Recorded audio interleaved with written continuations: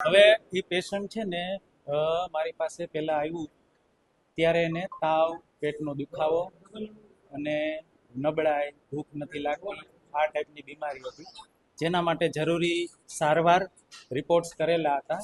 એ રિપોર્ટમાં એમાં લીવરમાં સોજો આવેલો જણાતો હતો, બરાબર છે. જેના માટે જરૂરી પેટ અને આંતરડાના ડૉક્ટર જે કહેવાય આપણે ગેસ્ટ્રોફિઝિશિયન, એનો ઓપિનિયન લીધો હતો. પેશન્ટ 4 થી 5 દિવસ અમારી હોસ્પિટલમાં ત્યારે એડમિટ હતું. એની સારવાર પૂર્ણ થતા બાદ પેશન્ટને ઓવરઓલ સારું જણાતા મેં એને રજા કરેલી હતી.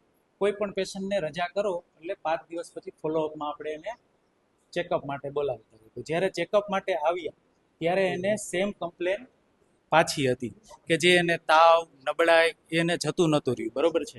અને સાથે જે લીવરના રિપોર્ટ હતા કે જે રિપોર્ટ અહીંયા એડમિટ હતા ત્યારે એને સુધારો થયેલો હતો, એ રિપોર્ટ પાછા એના બગડેલા હતા. એટલે પછી ત્યારે મેં એમને કીધું કે ભાઈ આ જે છે એ સાદો જે વાયરલ તાવ કે આપણે જે કમળો કહીએ, હિપેટાઇટિસ કહીએ, એ ટાઈપનો હોય તો એમાં પેશન્ટ 100% એકાદ વીકમાં ઇમ્પ્રૂવ થઈ જતું, પણ નહોતું થતું.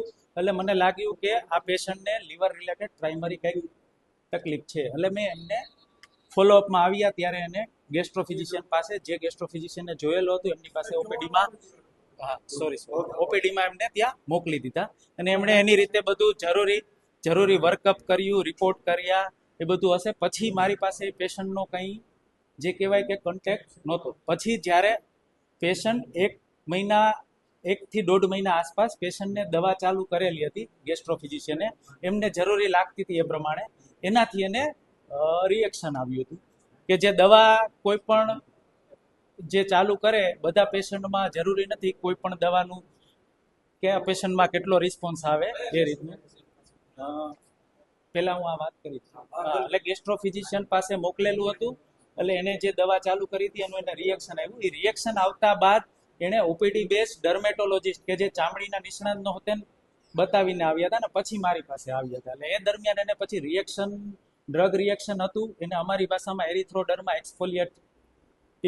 એક્સફોલિયાટાઇટિસ કહેવાય. એટલે એ જે ટાઈપનું રિએક્શન હતું અને એના માટે જે જરૂરી સારવાર ને બધું મેં આપેલું હતું. અને મારું કામ હતું એમાં સપોર્ટિવ ટ્રીટમેન્ટ કરવાનું, કારણ કે જ્યારે પણ ડ્રગ રિએક્શન આવે ત્યારે પેશન્ટના ઓવરઓલ વાઇટલ્સ જે અમે કહીએ બીપી, યુરિન આઉટપુટ, ફીવર, આ તે બધી વસ્તુ અમારે મેનેજ કરવાની હોય. સાથે એમની સાથે સુપર સ્પેશિયાલિસ્ટ જે કહેવાય કે ડર્મેટોલોજીસ્ટ, એમણે પણ જોયેલું હતું. પેશન્ટને વચ્ચે એને મગજ ઉપર પણ અસર આવી હતી આને લીધે, એટલે ન્યુરોફિઝિશિયનનો પણ આપણે ઓપિનિયન લીધેલો હતો ને એ પણ સાથે જોતા હતા.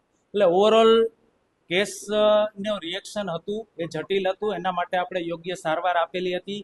આ સારવાર દરમિયાન થ્રુ આઉટ મેં એને કીધેલું હતું કે ભાઈ આ થોડુંક આપણી બીમારી ગંભીર છે. બીમારી અહીંયા આવ્યા ત્યારે સાંભળો રિએક્શન એને ઓપીડી બેઝ દવા ચાલુ કરેલી હતી ગેસ્ટ્રોફિઝિશિયને, એના લીધે રિએક્શન આવ્યું હતું. હા, ગેસ્ટ્રોફિઝિશિયને આપેલી હતી દવા, ગેસ્ટ્રોફિઝિશિયન ડોક્ટર નીરવ પીપળિયા. એને ડાયગ્નોસિસ કરેલું હતું કે સીરો નેગેટિવ ઓટોઇમ્યુન હિપેટાઇટિસ. એ દરમિયાન એના માટે જે દવા ચાલુ કરી હતી એનાથી એને રિએક્શન આવ્યું હતું અને એ રિએક્શનની સારવાર કરી હતી. એ ગેસ્ટ્રોફિઝિશિયને કરી. બિલ એક્ઝેક્ટ મારે જોવું પડે, મને અત્યારે યાદ નથી. ના 100% એટલું બિલ નથી. ટોટલ પેશન્ટ પહેલી વાર 5 દિવસ, પછી વચ્ચે 1-1.25 મહિના સુધી પેશન્ટ અમારે ત્યાં હતું જ નહીં. પછી પેશન્ટ વચ્ચે 14 દિવસ એડમિટ થયું, એના પછી 1 વીક પછી પાછું અઠવાડિયું એડમિટ થયું. એટલે ઓવરઓલ એને 1.5 મહિનામાં 2 થી 3 વાર એડમિટ થયેલું. પેશન્ટને દવા ચાલુ કરી હતી ગેસ્ટ્રોફિઝિશિયને, પછી અમારી પાસે આવ્યું ને ત્યારે ઓલરેડી પેશન્ટને રિએક્શન હતું એની સારવાર અમે કરેલી. એ ગેસ્ટ્રોફિઝિશિયને જે દવા ચાલુ કરેલી હતી એ દવા, હા તો મેડિકલ કાઉન્સેલિંગમાં ફરિયાદ કરેલી છે. એને અહીંયા બધી વસ્તુના મેં આન્સર આપેલા છે. એટલે મેં જો આ બધી ફરિયાદના જવાબ આપેલા છે. ના અમારી ડિગ્રી, અમે બેઝિકલી અમને એવું કીધેલું હતું કે તમે જે ડિગ્રી જે એમાં એનેસ્થેસિયોલોજીસ્ટ લખાવો, ઈ મેં કરાવવાનું કીધું હતું. ઈ તમે બધા ડોક્ટર છે.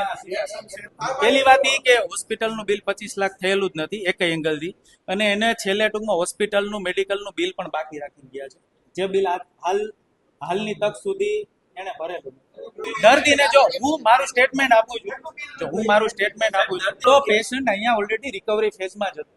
એવું નથી કે પેશન્ટ સાજું નહોતું. પેશન્ટ ક્યારે વચ્ચે એને જ્યારે મગજની આંચકી આવી હતી એક 4-5 કલાકમાં 4-5 વાર સાંભળો દવાનું રિએક્ટ એને છે ને લીવરના ડોક્ટર જે છે ગેસ્ટ્રોફિઝિશિયન એને sero negative auto immune hepatitis નામની બીમારી ડાયગ્નોઝ કરી હતી અને એના માટે જે એઝાથેઓપ્રાન નામની દવા ચાલુ કરેલી હતી એના ઇન્ડ્યુસ એને પેશન્ટને ડ્રગ રિએક્શન આવ્યું હું એમ કહેવા માંગુ છું એટલે એમાં ડ્રગ રિએક્શન આવી શકે એટલે ડ્રગ રિએક્શન આવ્યું પછી પેશન્ટ અમારે ત્યાં એડમિટ થયું બિલ એક્ઝેક્ટ નથી એના આંકડા મારે જો અંદાજે છે ને જો મારે જોવું પડશે પહેલી વાર 20-25 હજાર થયું હતું બીજી વારનું બિલ 1 લાખ આસપાસ થયું હતું ત્રીજી વારનું બિલ એને ભરેલું નથી ઇવન મેડિકલનું બિલ પણ ભરેલું નથી બીજા બધા રિપોર્ટ્સ ના નથી 25 લાખના તો એની બધું બિલ ત્યાં સાહેબે ત્યાં બધા કાઉન્સેલિંગમાં મને બધું પૂછ્યું હતું એનો મેં બધું આન્સર આપ્યું મારું નામ ડોક્ટર અંકુર વરસાણી છે હું આ હોસ્પિટલમાં અમિત સાહેબની ભેગો પાર્ટનર છું જ્યારે આ ફરિયાદ થઈ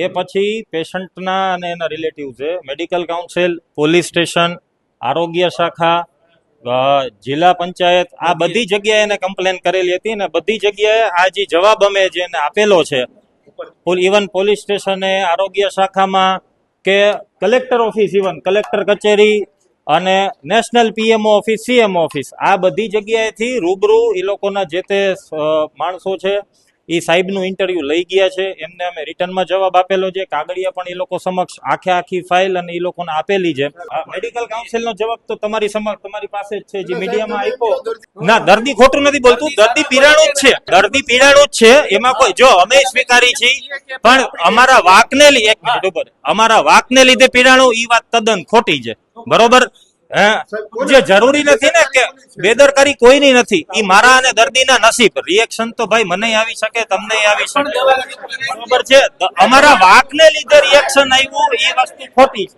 પહેલી વસ્તુ રિએક્શન આવ્યું બેનને પીડા થઈ એ વસ્તુ હકીકત છે બરોબર પણ અમારા વાકને લીધે આવ્યું આ વસ્તુ ખોટી છે કોઈની બેદરકારી નથી બરોબર છે કોઈની બેદરકારી આ પણ દર્દી હેરાન ન થાય ભૂલ છે એવું નથી કીધું દવા એમને ચાલુ કરવાની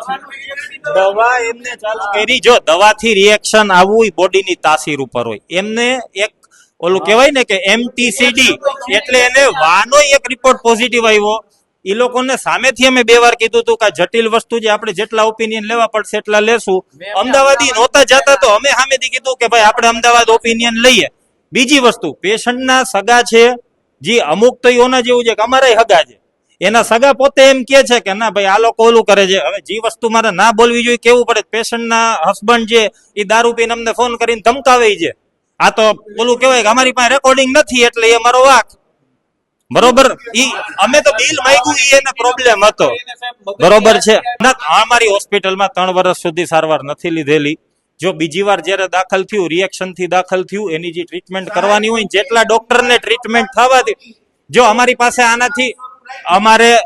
પાસે આનાથી વધારે જવાબ દેવા માટે નથી બરોબર છે જેટલો ખુલાસો દેવાનો હતો અમે આપી ચૂક્યા છીએ બાકીનું પોલીસ સ્ટેશને જે જવાબ આપેલો છે એ મીડિયામાં અમે આપી દેશું બરોબર છે જે બધું ઈ અમે જેટલો જવાબ